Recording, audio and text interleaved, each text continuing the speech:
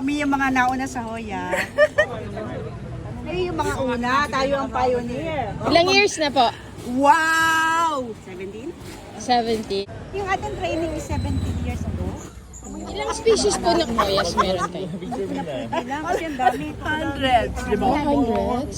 Parang 500 plus na ang ano ko, species. Ilan? Hoy! 500? Siguro. 500. Kasi 400 plus na noon. Nung kami ni Tita Wendy, ang swap lang namin is pubicalyx, mendoresis, carnosa.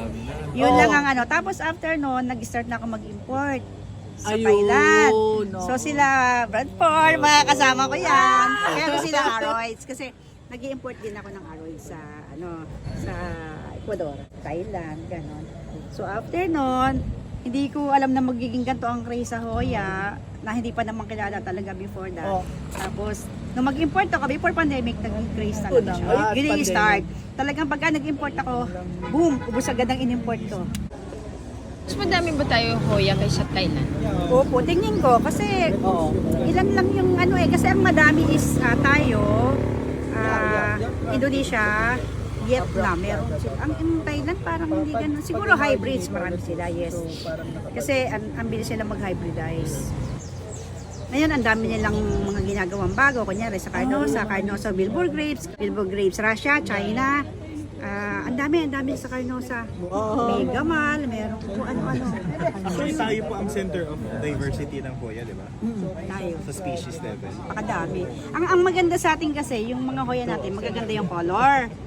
Pero, yung dahon, hindi ako nagaganda sa dahon. Pero yung flower is Sa ang dahon gaganda. naman, Indonesia ang maganda. Oo, Indonesia ang maganda. Tapos sa honey ng Mendoresis, marami pa tayong pwedeng i-improve sa kanya for hybridization. Kasi although maganda na siya, pero marami pang pwedeng improve sa Mendoresis. Kasi Nag-hybridize din po kayo? hindi ko na kaya. Sakit sa mata. Gusto ko sana. Sa ibang crops, dati nag-hybridize ako. Madali naman kasi sa anthuriums, sa orchids, sa vanilla, madadali yan eh. Pero pagka sa sakit sa This is mata. aming gumawa ng UPLB white. Apo, kaya tsaka eternity, thurium po yun. Na malalaking antorium natin. Actually, naman yun, ako lang yung nag-mass produce kasi that is the accession of UPLB, yung eternity and UPLB white.